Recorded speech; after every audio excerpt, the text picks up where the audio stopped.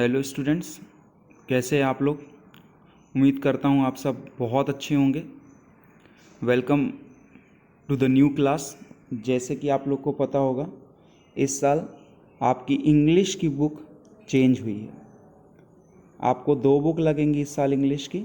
जो पहली बुक है वो है फर्स्ट फ्लाइट, जिसका कि फर्स्ट लेसन आज हम करने जा रहे हैं। कल मैंने आपको ये लेसन भेजा था, इसका पीडीएफ। उसको सबसे पहले इस लेसन को आपको अच्छे से रीड करना है और इसमें जितने डिफ़िकल्ट वर्ड हैं उसको छांट के निकाल के आपको अपनी नोटबुक में लिखना है और डिक्शनरी से उसकी मीनिंग फाइंड करनी है। तो आज इस लेसन को हम समझेंगे। बहुत ही अच्छा लेसन है। फर्स्ट लेसन है आपका अ लेटर टू गॉड। सबसे पहले अ लेटर टू गॉड, इस सेंटेंस की मीनिंग क्या। A letter to God means simply a person is writing a letter to God. एक पर्सन है जो क्या कर रहा है, लेटर लिख रहा है भगवान को, एक पत्र लिख रहा है भगवान को। This story has been written by G N Fuentes के द्वारा लिखी गई ये स्टोरी है।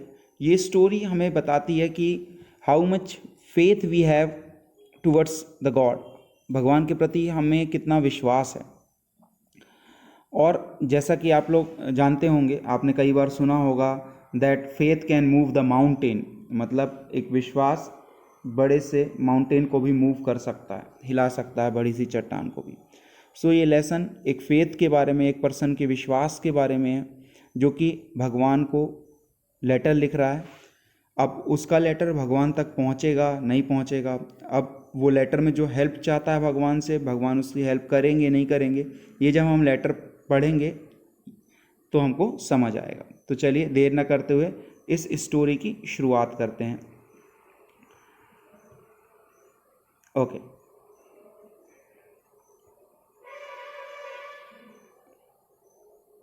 The house, the only one in the entire valley, set on the crest of low hill. Crest मतलब सबसे ऊंचे पॉइंट पर उसके। लो हिल एक हिल है, पहाड़ है। वहाँ पर एक घर है, इकलौता एक ही घर है जो उस वैली के, पूरी वैली के ऊपर बना हुआ है। उसके ऊपर एक हिल के ऊपर, एक चट्टान के ऊपर, पहाड़ी इलाका है, वहाँ पर एक घर बना हुआ है। From this height one could see the river and the field of ripe corn dotted with flower that always promised a good harvest. अब उनके घर से उतनी ऊंचाई में वो घर बना है तो कोई भी इंसान रिवर की तरफ आराम से देख सकता है। Anyone could see the river, river को आसानी से देखा जा सकता है और अपनी फील्ड को देखा जा सकता है, खेत को देखा जा सकता है जहाँ पर काफ़ी कॉर्न लगे हुए हैं, जिसमें काफ़ी फ्लावर हैं। तो एक अच्छी खेती की आशा की जा सकती है कि काफ़ी अच्छी खेती होगी। The only thing the earth needed was a downpour और at least a shower.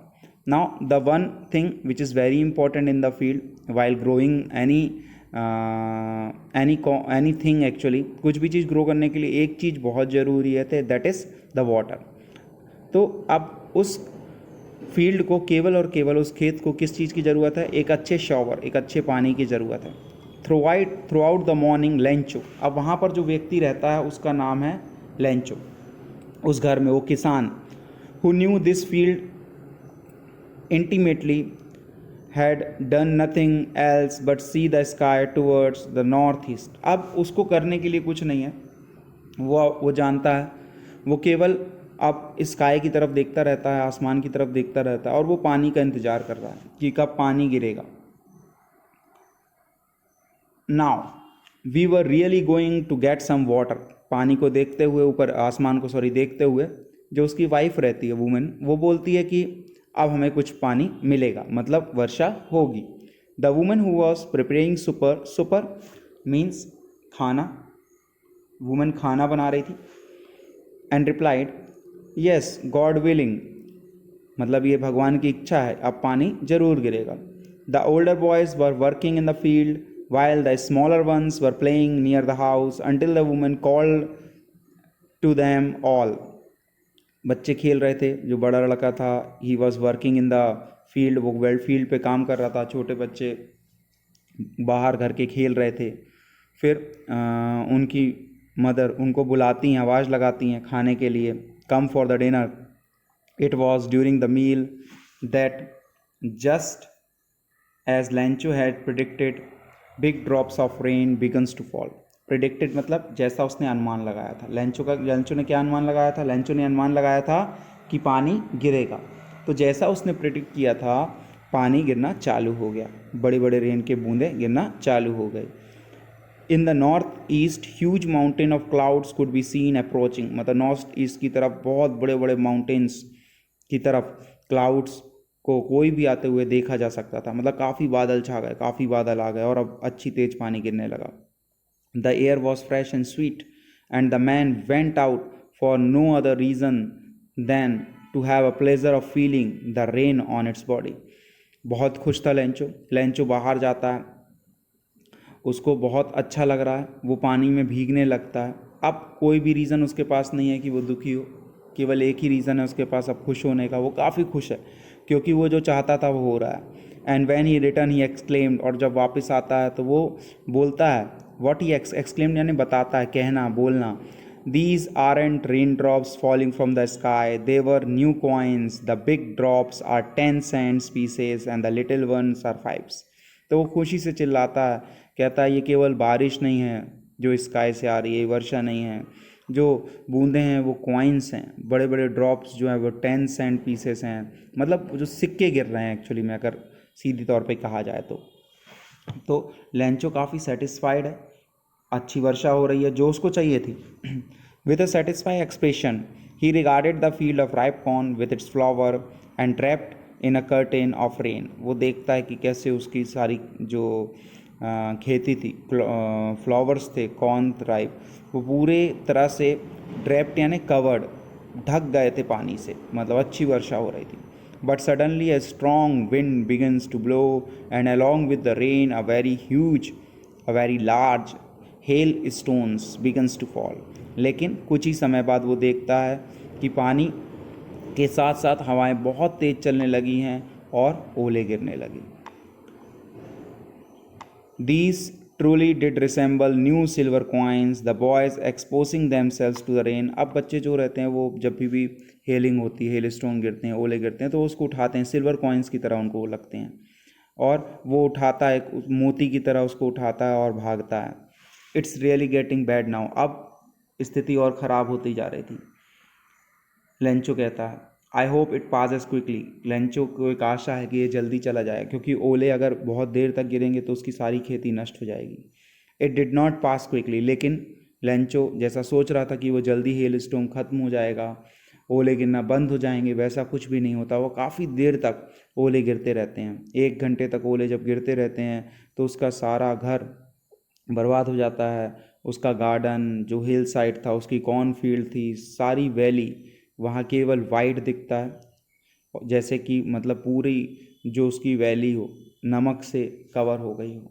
Not a leaf remained on the trees. Even जो ट्रीज थे उसमें पत्ते भी नहीं बचे थे, सब वाइट हो गए थे. इतनी ज़्यादा हेल स्टॉर्म हुआ वहाँ पर. The corn was totally destroyed. जो कॉर्न था वो डिस्ट्रॉयड हो चुका था. The flower were gone from the plants. जो फ्लावर्स थे जो प्लांट्स में लगे हुए थे वो जा चुके थे. लेंचो बहुत ही दुखी हो गया था. his soul was filled with sadness when the storm has passed. जब स्टोम चली गए, जब तूफान चला गया, he stood in the middle of the field and said to his son, a plague of locust would. locust क्या होता है यहाँ पर? locust इंसेक्ट्स रहते हैं जो खेतों को ख़राब करते हैं, झुंड में आते हैं, कीड़े मकोड़े जो पूरे खेत को ख़राब करके जाते हैं. तो लेंचो काफ़ी दुखी है. वो जब ये तूफ़ान ख़त्म होता है तो वो अपने खेत के बीच में खड़े होता है और अपने बच्चे से बोलता है कि जो कीड़े भी लगते हैं वो भी इतना ख़राब नहीं करते, कुछ तो छोड़ जाते हैं, लेकिन इसने कुछ भी नहीं छोड़ा. Have left more than this. मतलब जो लोकस्ट होते हैं वो भी इससे ज़्यादा छोड़ जाते हैं. But the hail has left nothing. लेकिन हेल ने कुछ भी नहीं छोड़ा. This year we will have no corn. इस साल हमारे पास कॉर्न नहीं होगा. मतलब जो भुट्टे की खेती कर रहा था इस साल नहीं होगी. That night was a sorrowful one. वो रात बहुत ही दर्द भरी थी. All our works for nothing, जितनी लेंचो ने मेहनत की थी उस खेती में, उसको बोया था, उस पर जितनी भी वर्किंग की थी, मेहनत की थी, वो सारी ख़राब हो चुकी थी। There is no one who can help us, और लेंचो जहाँ रहता था उसका इकलौता वहाँ घर था, वहाँ कोई भी ऐसा व्यक्ति नहीं था जो लेंचो की हेल्प करेगा। We will all go hungry this year, और उसको पता था इस साल हम सब भूखे रहने वाले हैं। सो इस स्टोरी का एक छोटा सा पार्ट था। नेक्स्ट पार्ट मैं अगले वीडियो में डिस्कस करूँगा, क्योंकि वीडियो बहुत बड़ा हो जाएगा नहीं तो। जब तक आप इसको अच्छे से पढ़ेंगे और इसके कुछ क्वेश्चन नीचे दिए हुए हैं, इनको सॉल्व करेंगे, इन क्वेश्चंस को अपनी कॉपी में नोट डाउन करेंगे और आंसर्स इनके फाइंड करने की कोशिश करेंगे। Till then, thank you very much, good bye.